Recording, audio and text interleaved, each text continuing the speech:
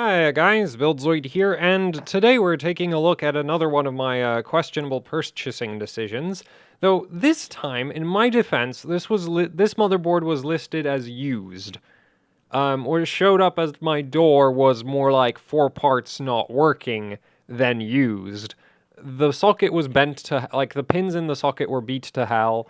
Also the packaging was just awful. Like, basically they just wrapped it in some like brown wrapping paper and chucked it loosely into a box, which is like not okay. Like, the board has a pretty significant curve to it, and I wouldn't be surprised if that was from the packaging that it got shipped in. Yeah, so I just spent quite a while fixing bent socket pins in order to get all 4 memory channels working. Also, this BIOS chip, which used to live in the primary socket, but like this BIOS chip's just dead. Like, this one doesn't work, and I don't know if it's corrupted or if I can just flash over it with BIOS flashback. But yeah, like this BIOS chip currently does not work, or if the chip's like straight up dead. Also, the board turned up absolutely filthy. Like I washed the board earlier today, but yeah. And there was more. There was a lot more than this. This isn't as bad as when I first got it. So, yeah, this thing was like, in my defense, it was listed as used, not as 4 parts or slash not working. Though admittedly it did go for a suspiciously low price. So, yeah. Like, yay, BuildZoid's bad purchasing decisions.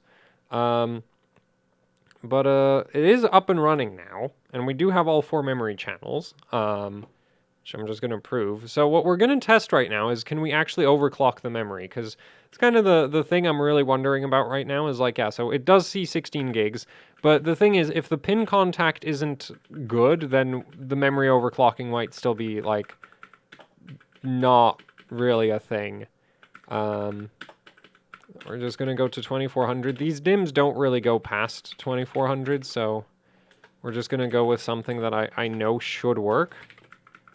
So there we go. We're just going to leave everything else on auto.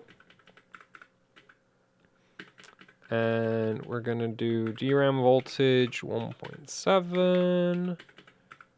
Actually, it would be a good idea to check if the XMP works. Now we can do that after this doesn't post, and won't. Now, this is an Ivy Bridge E, but that should still, like, 0.95 volt system agent should still be optimal amounts of system agent voltage. Yeah, that looks good to me. Let's see if it boots. If it doesn't, then we're trying the XMP profile. Also, it's been ages since I worked on X79, and whoa, I'm good. I'm too good. I impress myself sometimes. Like, it's been way too long since I worked with, yeah, X79, and this thing has like a beat to hell socket, and okay, so, that's neat. Let's try 102. Actually, no, I want, like, I think these sticks should go, well, 2448 should work, even with the same setting, even with the same voltage, so we can try that. The board's gonna have to do like a full reset for BCLK adjustments, I think, at startup.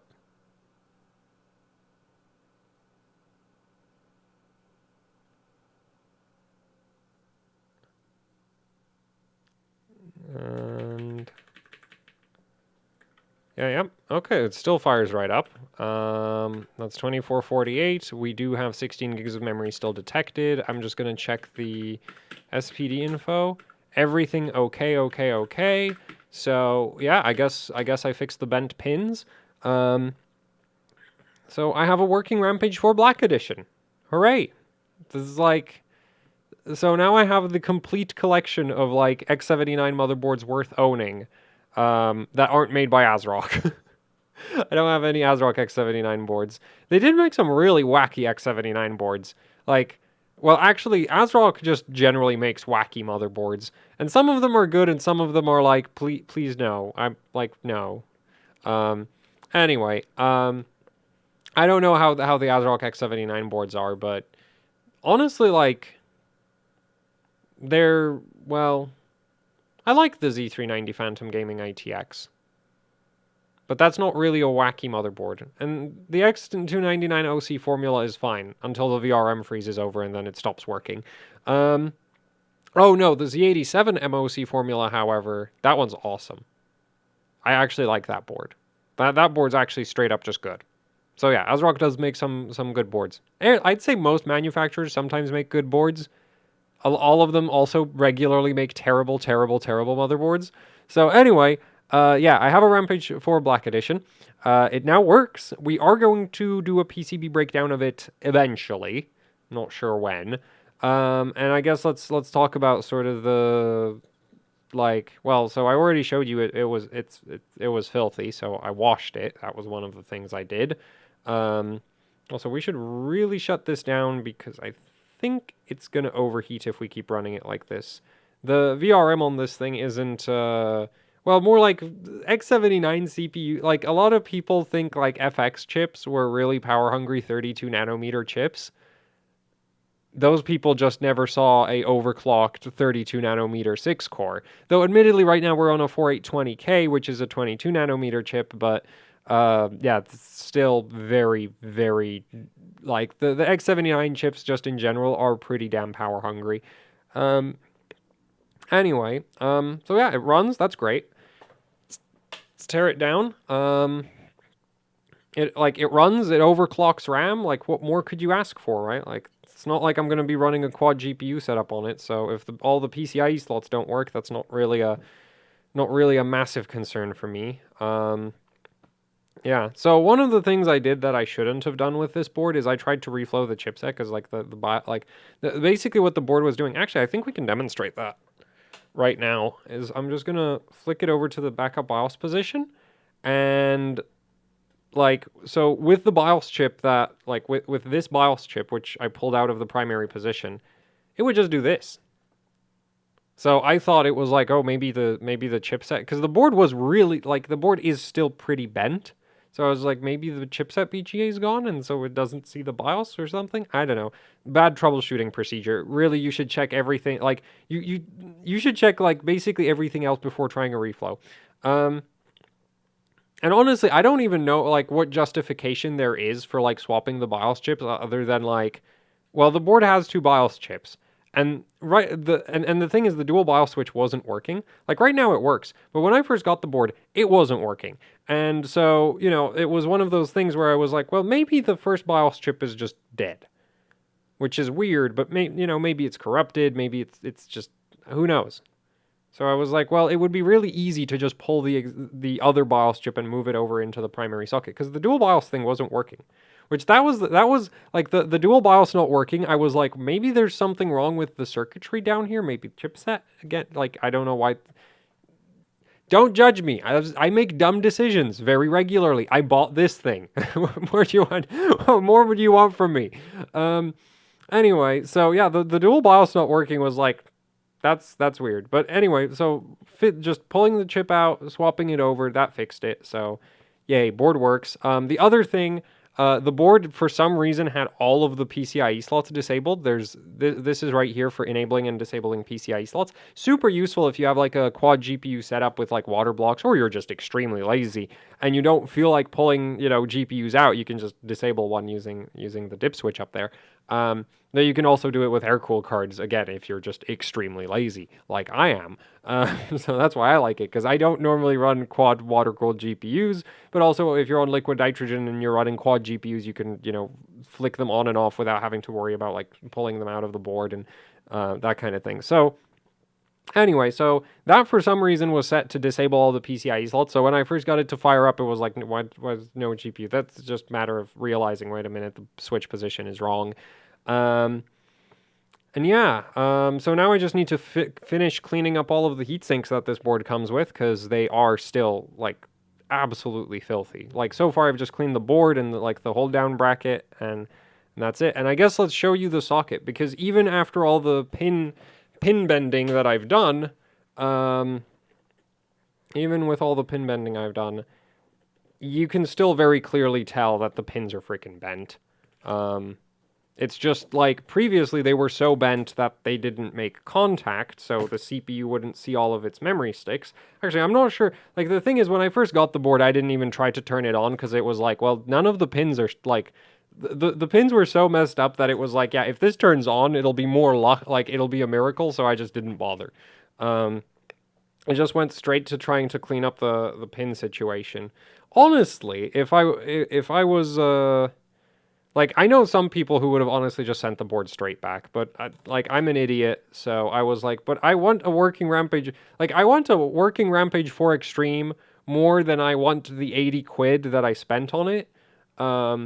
So yeah, you know, top 10 decision making. I just started bending pins, and cleaning the board and doing everything in my power to get it working again. Because like, I'd rather have a working board. Right? Like, I'd much rather have a working board, even if it's in questionable condition. Which now it's in questionable condition thanks to me, really. Well, I mean, the socket's still a disaster. Like, the socket right now is like if I was listing this on eBay again, I'd be listing it as 4 parts not working, or like I'd still list it as 4 parts not working, but like mention that, you know, it should probably work. Because, yeah, the socket looks like freaking that. And, yeah, that looks really bad. Because it is really bad. Like, it didn't have, like, even after my initial round of fixing pins, channel 3 didn't work. So there was, like, two iterative steps of bending pins back into position. Is it off? Yeah, it's off. Anyway. So, this board should be kind of, like, kind of interesting for the PCB breakdown, I think. It's not that different from a Rampage 4 Black Edition, but it is different. Well, I mean, Rampage 4 Extreme. Anyway, I thought it'd be really different, but it isn't. But you'll find out when we do the PCB breakdown of it. Yeah, and here's the back of the board. I guess we could give you some more angles of the socket to give you some idea. Like, yeah. Like, it looks like somebody just grabbed the board with their thumb in the socket. And, like, you need to actually, like... I actually check that the pins are, like, relatively level with my fingers, so that's... Like, you just have to be gentle with it. The socket can actually... Like, honestly, when I wash motherboards, I use a really fine bristle toothbrush, and I go through the socket with that toothbrush as well, because this thing had, like... Like, you saw the dust buildup on the heat sinks. Well, a good chunk of that was... there was quite a bit of that also in the socket, and so, yeah. Everything got the toothbrush treatment. And dish soap and, you know, warm water. And then, because the water I have is super freaking hard. So it like, you leave one drop of it and it just leaves white residue everywhere. And so after sort of rinsing off the board from all the dish soap, I let the board dry a little, not completely, because if it dries completely, there's going to be like white streaks from my you know, there's going to be like white mineral buildup all over the board. And I don't actually, like, I don't necessarily think that's going to short anything out, but because I don't think the residue is conductive. But it's not great, okay? Like, you don't want questionable residue on your motherboard. So what I do after it's dried off a little, so when I say dried off a little, I mean there's still water on it. Like, there's water in the dim slots, right? You like wipe, if you wipe your finger over the dim slots, like you get water just on your finger and that kind of thing. And like, you have water under the socket and under the BGA and in the USB ports and that kind of thing. So there's still water kind of all over the board. Well, when it's in that state, that's when I basically rinse it off with alcohol. And when I say rinse it off, I don't mean like take the bottle of alcohol and pour alcohol on it. I normally take a little paintbrush and just dab it on. That way you use a lot less alcohol to displace the remaining water, right? So yeah, anyway, so that's how I cleaned the board. Then bending the pins, I mean, steady hand, patience, and a set of these. Honestly, you could probably do it with a toothpick as well if you're... Well, no, these are nice, because sometimes you have pins that you actually want to, like, grab gently. If you grab them too hard, you're going to snap the little... Like the pins have a little like head thing to them. So if you grab that, you can snap it off, and then you have to like they can still work without it, but it's not great. Right? You want the pins to be in as good condition. I actually snapped one of the pin heads off. Um, there's a pin like right in this area, which was really like it was all kinds of warped, and so yeah, I tried to bend it in the wrong direction, and it just snapped right off. So yeah, anyway, it still works. Like we have all 4 memory channels. That's the only part I really care about. Is that? Oh no, there's dirt on the board. There. Okay, it's gone. I just spent way too long cleaning it for something to allow dust to build up on it. So yeah, now obviously the issue is I don't have a socket protector for this thing. Actually, do I? I think I actually might have a socket protector. I don't know where this is from. What is this from? Oh, this is from 20. Oh, this is probably from one of the dead Apexes. Yeah, that's where it's probably from. Perfect. See, dead motherboards always turn into useful resources. Get like socket protectors and hold down mechanisms and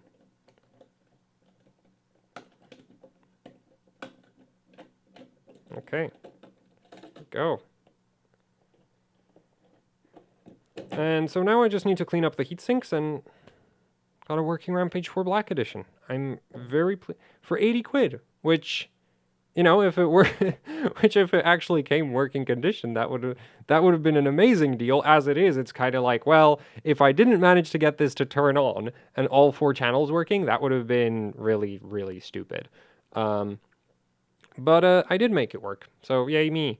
Also, I guess, pro tip, if you have a motherboard where, an ASUS motherboard where you get 0, and then it just immediately reboots, BIOS. It's a BIOS problem. You should check the BIOS. You should definitely check the BIOS. You might not find anything, but check the BIOS. Because I have no idea what else that would be like. Because if you have a board where it like 0 zeros and just hangs, it's like, oh, that means no CPU a lot of the time. But here it was like 0, and then it would just reboot and then wait a while and then reboot again and reboot again. And so, yeah, that was really like, I've never seen that behavior before. So now I have, and it's like, okay, so that means check the BIOS chips. Well, I mean, check all the other stuff, but also check the freaking BIOS chips because they might be just corrupted. Anyway. And yeah, I need to check if I can BIOS flashback this chip back into functioning condition. And if I can't, then I need to buy a new BIOS chip probably for this board. Or try flash it with a hardware flasher. I don't think I need to do that. I think like the BIOS flashback functionality on a well, I'm not sure if this board's BIOS flashback is like that. I need to look into that. Anyway, I want the second BIOS chip working. Like, great thing it's socketed, isn't it? And this right here, actually, this whole situation with the BIOS chip that doesn't work, this is why I like motherboards with dual BIOS and why I like motherboards with socketed BIOS chips. Okay? Because, like, well, to be fair, if you had a Gigabyte motherboard where a lot of them will have dual BIOS, but they won't necessarily have socketed BIOS chips, you do have a switch. And I've never run into a situation where that BIOS switch doesn't switch the BIOSes. So I don't think, like, I think this is because, like, ASUS has an overly complicated dual BIOS implementation where instead, because this isn't a switch, it's a button. So this button has to tell some kind of controller somewhere, hey, you should switch BIOSes. And I guess the BIOS on the BIOS chip can, like, tells the controller how to react to the pressing of this button. And so yeah, I'm really not sure what's up with that. Because, well, if you have a switch, like, it's a switch. It's dumber than a button. Because with a button, you need to implement something to sort of latch the input towards one of the BIOS chips, right? It's not like you're going to hold it down while the board is booting. Well, I want to go to BIOS 2 now. So, anyway, yeah, but dual BIOS is good. Socketed BIOS chips is also good. Why don't we have those anymore on high-end motherboards? I do not know. And you might like, and some people might be like, oh, but Buildzoid, we don't have BIOS's, BIOS chips in this package anymore. But there are still sockets for BIOS chips, like even the surface mount ones. There's still sockets for those. They're significantly more expensive, but there are still sockets for them. So it's like, at least on the really high end boards, you could still have socketed BIOS chips, as far as I'm concerned. Yeah. Anyway, that's it for the video. Yay me. Thanks for watching. Like, share, subscribe, leave any comments, questions, suggestions. No, just comments and questions in the comments section below. If you'd like to support what I do here with actually hardcore overclocking, I have a Patreon. There's a link to that down in the description below. And then there's also the AHOC Teespring store, where you can pick up shirts, stickers, posters, the usual YouTuber merch. Both Patreon and Teespring help out immensely with running the channel. They allow me to do things like buy questionable condition motherboards off of eBay. That doesn't really actually seem like a thing to, like a good thing to support. But, if you want to, I'm not going to stop you. Anyway, yeah, that's it for the video. Thanks for watching, and goodbye.